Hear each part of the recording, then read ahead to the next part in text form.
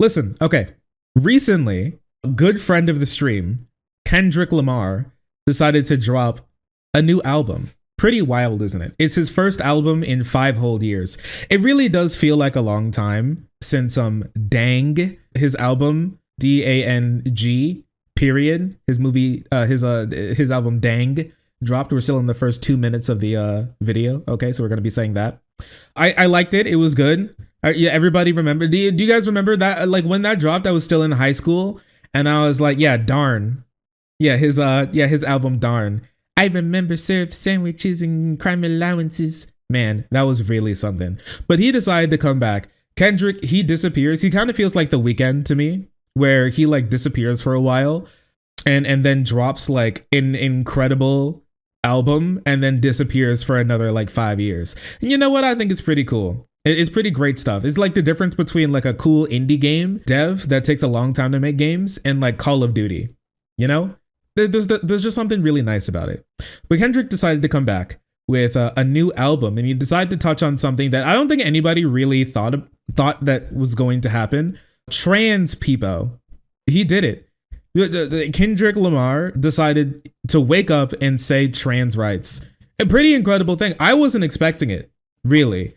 Like I know people like Kendrick and people like Childish Gambino, Donald Glover. They both touch on cultural issues that are like going on in the country and stuff along those lines. But I wasn't expecting them to touch so like in such like a good way on something like trans issues, like make an entire song about it, right? And so this isn't a song that you're probably going to be like blasting in your car on your way to Walmart or something. There's a couple reasons for that. We'll touch on that in a moment.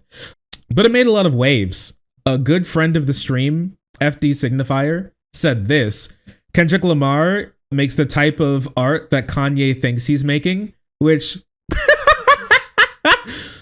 I have to say, based heckin' take. Based heckin' take. Yeah, Kendrick's out here making the type of music to touch people the way Kanye thinks he is. It's like, it hurts, but the truth hurts. And it's just a factual take. I'm sorry, it just is. What Kendrick's new album does go way harder and is way more deep when it comes to storytelling than anything Kanye has dropped in quite a minute, I must say. I truly must say. I like Kanye. I miss the old Kanye. Where is Kanye? I miss him. Bring him back. I miss when Kanye, like the worst things about Kanye was that he would walk around and be like, lady, they made Lady Gaga the lead designer for Polaroid cameras. No hate to Lady Gaga, but what she know about cameras? Or like, what was that? And what he said is, you are a celebrity. So basically what's going to happen is there's product here. And this is where you end up right here. If you can communicate this product, you can make money off the product. Because look at Gaga. She's the creative director of Polaroid. I like some of the Gaga songs. What the fuck does she know about cameras? I mean, Gaga, I like Gaga. What the fuck she know about cameras? I mean, it is iconic. I miss those days. But yeah, he isn't producing content like this anymore.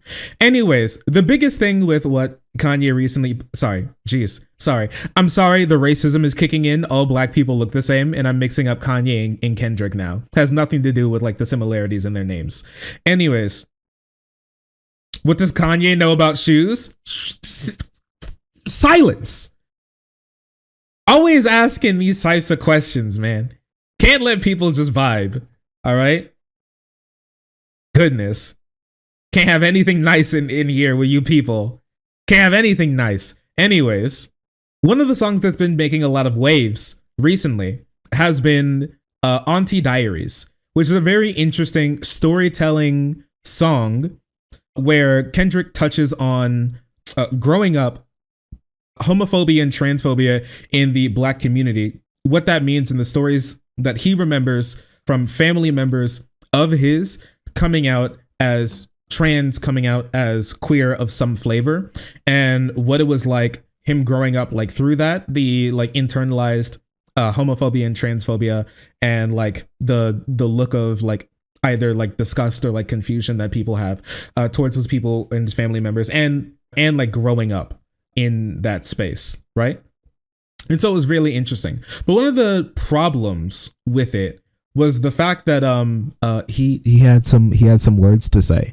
And while he wanted to do a real, a real raw, unfiltered look at what the life was like back then, obviously that means that there's gonna be some slurs, right? And so he decided that it would be the best be the best course to take, to drop some tactical slurs.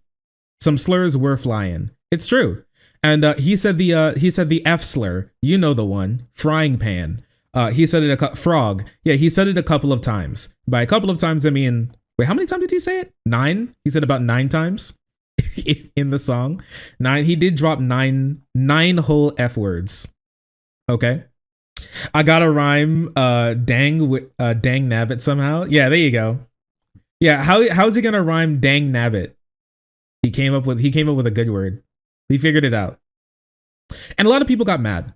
Here, like I asked you guys earlier, but I'm not going to lie. I lied to you. I didn't read anything that you guys said. So tell me, for like my gay homosexuals in chat, what do you guys think? What do you guys think about if you listen to it, what do you guys think about what he said? Artistic slur use is fine if it's pro the slur category. Yeah, there you go. If it's used in like a good way, it can be. I think what he did was based. Slurs with a purpose. Slurpus. Yeah, there you go. Purposeful slur. It's depicting bigotry, not promoting it. Yeah, I think the artistic way in which... See, here's the thing, okay? We talk about this a little bit, and conservatives like to harp on this, and there's like a big difference between... I think that there's a huge difference between someone like Kendrick going out and saying these types of things, and someone like, let's pick someone, Tucker Carlson. I think there's a big difference between like Kendrick Lamar saying a slur and Tucker Carlson saying a slur in the sense of why and where they're using it. Okay. If I think Tucker is just going to say a slur sometime, I don't think he's going to be using it in the sense of he's probably going to be using it towards someone. But to get a real understanding of what life is actually like when bigotry is being used, you're going to have to show it if you want to have like a real conversation about these things happening. It's a really uncomfortable situation, and nobody, really asked him to say it. Okay.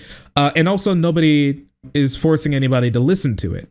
Well, hopefully not. I hope that like when you hop in the car with your friend's not like, hey, yo, dog, you want to listen to some music? And you're like, sure. And you pass the aux chord, and then he starts playing the F word song. This meme is very real. It's not the type of song that you would like listen to like in the club or like play at a party, or necessarily listen to recreationally.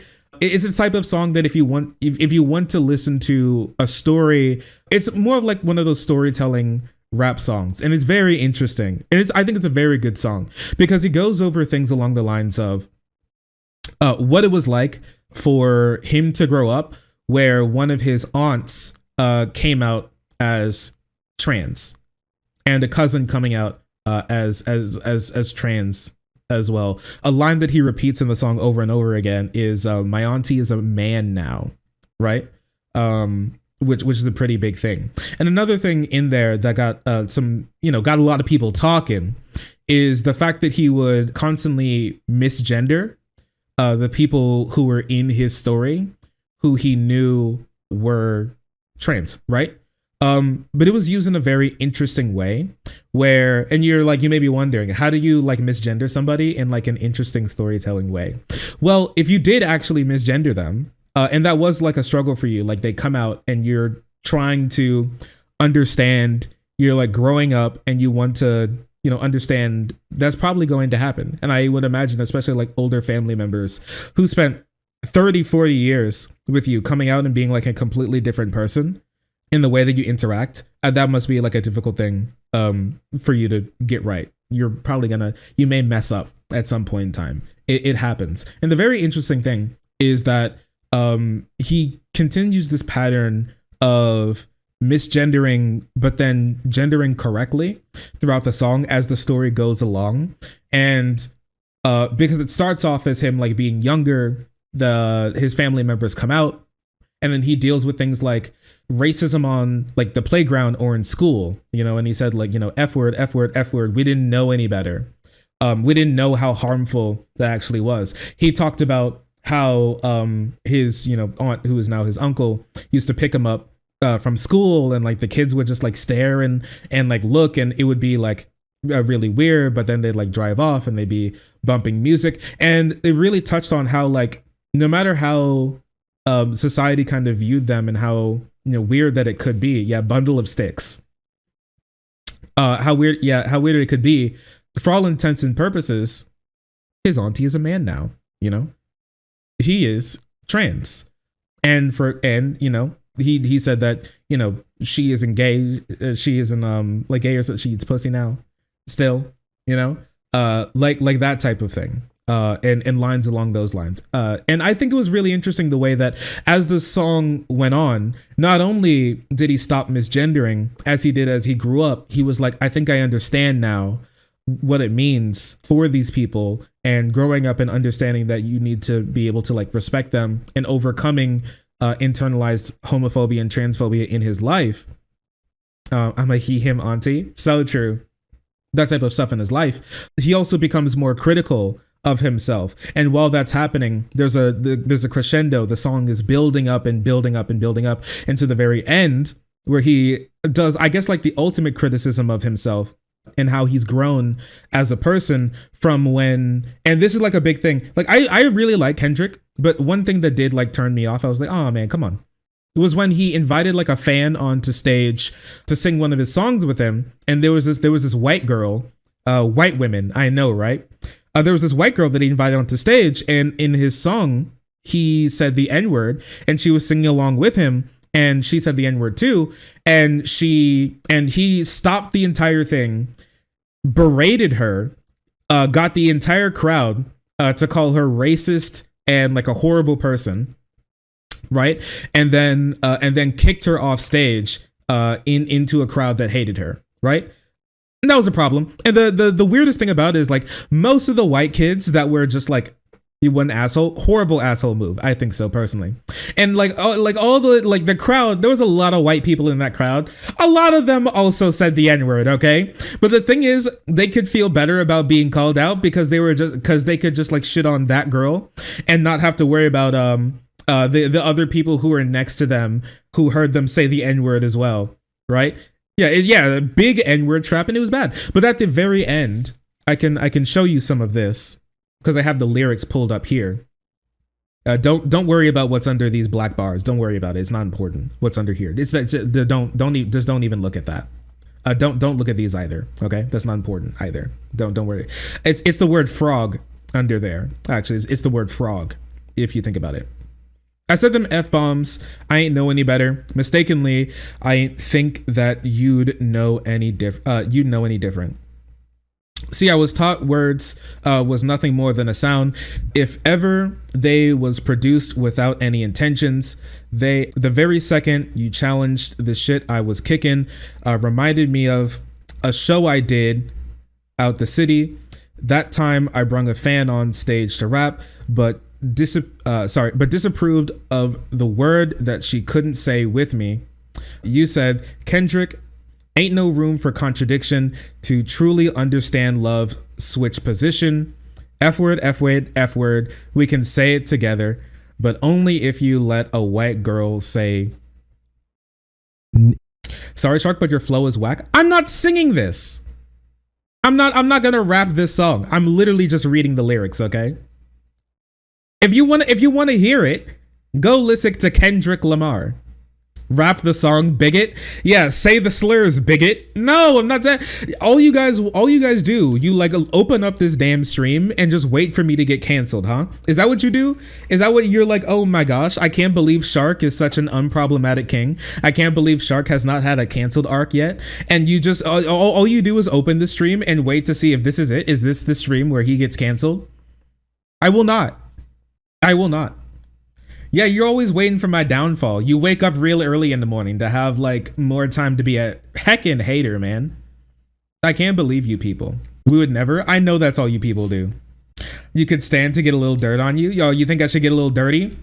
I thought it was like really interesting. It's a really big step of like self-growth and self-criticism to talk about these types of things while the song is getting like bigger and bigger as he's coming to more of like a realization of like who he is, what is love, what does it mean to actually overcome this bigotry. You can't like have it one way. It has to go, both ways. If you think that he even like contradicts himself here. If he thinks that he's able to say the F word here because he's going to be talking about it in the sense of how it happened in his life, then he should also be okay with having a fan who is not black on stage be able to say his art along with him there.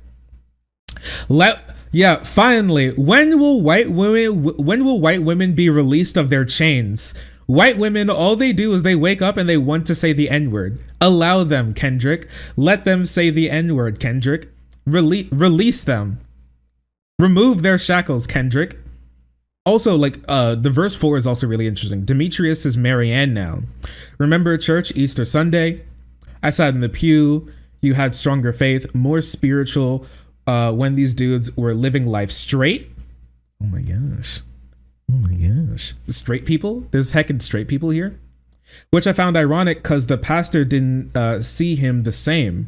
He said my cousin was going through some things. He promised the world we live in was an act on abomination, and Demetrius was to blame. Demetrius, who is Marianne now. Right? Rap Shark, you coward? No! Heck off, Kami. Straight people couldn't be not me because it is me, because I am straight. You gay homosexual. Straight people don't exist. Check DMs. And I wanted to look at this because personally, as like not a gay homosexual, I can talk about this from like, I don't know, the N-word standpoint, but I can't talk about it from the gay homosexual F-word standpoint. Certified victim of being called the F word before, good friend of the stream, Conyer, or many people like to call them Canoe, actually made an interesting post about this. And I want to read a little bit of it for you guys. Kendrick Lamar dropped Auntie Diaries, a song about trans acceptance and intersectionality, while conservatives across the country are pushing on a full assault of LGBTQIA+. I thought it was AI+. Am I wrong? See, this is why we don't use this cringe and why we say League of Letters, which is a better word for queer people than this. League of Letters is just better. Just say queer? No, it's League of Letters. And if you don't like it, heck off, Kami. People and their allies. He didn't have to do this. He probably got shit for it, but he did. Powerful. Gonna talk about the track on stream today and the discourse around it, but people really gotta understand how impactful this song can be for those who don't share Kendrick's personal experience with trans family. To be so vulnerable and share his insight can help move so many minds. Been going over the lyrics of the song in prep for the video, and I'm going to make it. So yeah, did a great thing about this. I want to look a little bit into this.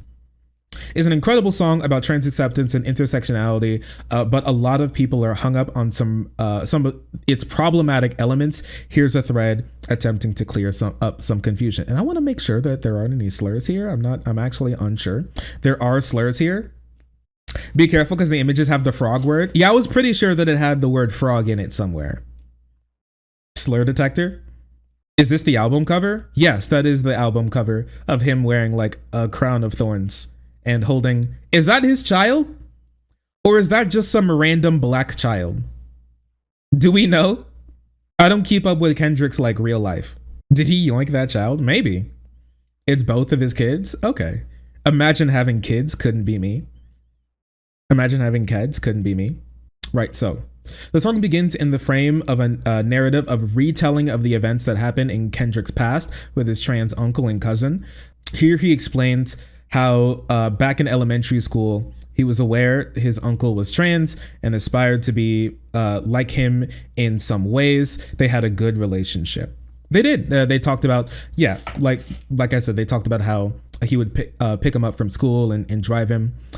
Young Kendrick asked his mom why his uncles didn't like his trans uncle, and his mom seems to be more accepting, uses a simplified excuse to attribute their bigotry to jealousy, simultaneously delegitimizing their bigotry and reinforcing Kendrick's respect for his uncle. Yeah, his mom did an incredible thing there by saying, and I can read this for you. There is a slur in here, so I'm not going to be, showing it to you. Asked my mom why my uncles didn't like him that much, and she said the parties why they always want to fight him because there's no telling. They were jealous because he had more women, he had more money and got more attention, so that got him more envy. Calling him anything but broke was less offending, right? Which is interesting. They called him everything but broke. Damn, they really named his kid Enoch Lamar. Is that really like the kid's name? My auntie is a man now. I think I'm old enough to understand now. Drinking Paul Mason's and hear her turned backwards. Back when it was comedic relief to say frog, frog, frog. We ain't know no better. Elementary's kids, no filter. However, right? A lot of people have problems with Kendrick using the F slur here, but it's important to remember the narrative frame that the song uses. It becomes incredibly relevant to the apex of the song. He's speaking about how casual homophobia is normalized even in schools. And so that's like the main crux like of the song growing up. I think it's honestly an incredible song, and like going over each and every line is very interesting. We're not going to be doing that here. But how he decided to try to put, even though he is still very religious, he put like humanity over religion, in the sense that the religious leaders who he was around, many of them were transphobic as he was growing up, as he was going to church, and many of his trans family members were going to church as well. How they didn't approve of it, but he decided to actually prioritize caring for his family members and doing what's right over listening to what they said about how they were wrong and need to be, and need to change or something. And I thought that was like a really interesting thing. And I thought it was like a good song. I think there's a lot of people who don't like this, but I think you have to talk about and do like uncomfortable things to actually overcome a lot of this, and like recognizing what you said, and sometimes even retelling what you said without any filters, because that's how it comes. Like it's kind of the idea of how people think that we should be able to fix like the problems in society regarding race without using race, right? And that's a really weird thing to me. How do you fix something that was a problem because solely of race? How do you fix that without using race? How does that work? How do you do it? You need to use the same tools to tear down something that you did to fix it. And so while you don't always have to say slurs, but there needs to be times where you can talk about these things unfiltered, so we can understand the effects that they really have. And while this could also be used in talking about other like Black issues or immigrant issues and things along those lines, while that's possible, I think it's really important to be uncomfortable every now and again to solve some of these problems, I think. And while I don't have the biggest leg to stand on when it comes to all of this, once again, I am not a gay homosexual, as far as and so I don't have any skin in the game on that extent, but as a minority who's probably going to have to be in uncomfortable situations, and things to talk about like, I don't know, my bigotry that I may have, or because I don't know, like I hate gay people and trans people or something along those lines, but only a little bit. Right? Like I'm gonna have to, we're all gonna have to come to grips with bad things that we've done in our lives, and so I think it's important to understand and have some self-criticism and understand, how real it is. But yeah, that's just like how I feel about it. Let me know how you feel in the comment section below. Thanks for watching. All right, chat, say bye. All right, side chat. Say bye. Bye, YouTube. That's it. That's it. No more slurs. No more slurs. Bye, YouTube. Bye. Bye, YouTube. Can I get a toad wave? Can I get a toad wave my site chat, please? There you go. Bye. Bye, YouTube. Thanks for watching. Bye. Bye, YouTube. Bye. Thank you. Thank you, everybody.